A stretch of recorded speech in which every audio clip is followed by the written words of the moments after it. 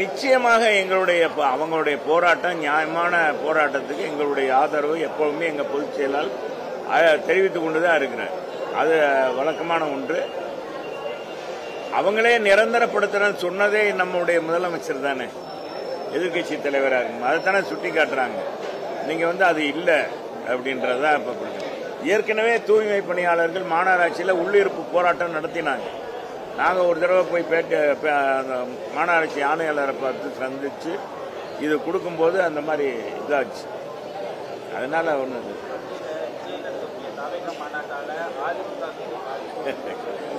யாருனாலையும் இதனாலையும் அதிமுகவுக்கு எந்த கட்சி தொடங்கினாலும் சரி, எந்த பெரிய நடிகர் தொடங்கினாலும் அதிமுகவுக்கு எந்த விதமான பாதிப்பு இல்லை. நடிகர் சிவாஜி கணேசன் கட்சி தொடங்கினாரு, பாதிப்பு ஏற்படுத்தார். பாக்கியராஜ் கட்சி தொடங்கினாரு, பாதிப்பு.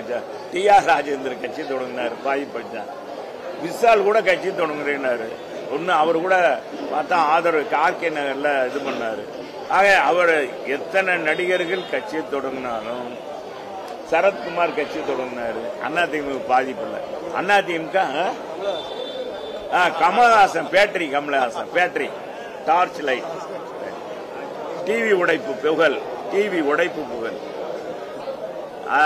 கமலஹாசன் காணாம போயிட்டார். கமலஹாசன் அவர் இந்த நாட்டில் ஊழலை ஒழித்து ஜனநாயகத்தை காப்பாற்றி மன்னராட்சியை ஒழித்து அரசியல்ல குடும்ப ஆட்சியை ஒழிக்கிறதுக்காக கமலஹாசன் புறப்பட்டு விட்டேன் என்று வீரவசனா மதுரையில தான் பேசினார்.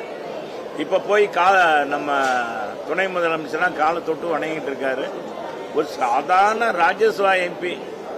அவர் நடிகர்களுக்கு எல்லாரும் இப்ப இளையராஜா கொடுத்தாங்க. ஏற்கனவே எத்தனையோ நடிகர்களுக்கெல்லாம் இந்த எம்பி பதவி கொடுப்பாங்க. இந்த எம்பி பதவிக்காக போனாருன்னு நான் சொல்ல மாட்டேன். வேற ஏதோ டீலிங் ஆயிருக்கு கமலஹாசனுக்கு.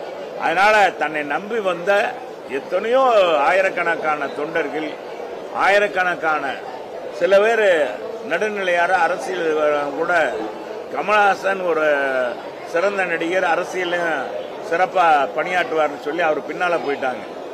அவங்க எல்லாம் பாவம் கடைசியில காட்டுல விட்டுட்டு போயிட்டார். திக்கு தெரியாத காட்டுல அலைய விட்டுட்டு பாவம் கமலஹாசன் போய் ஒரு சீட்டை வாங்கிட்டு போய் பாக்குறாரு. நாடாளுமன்றத்தில் போய் நிக்கிறாரு.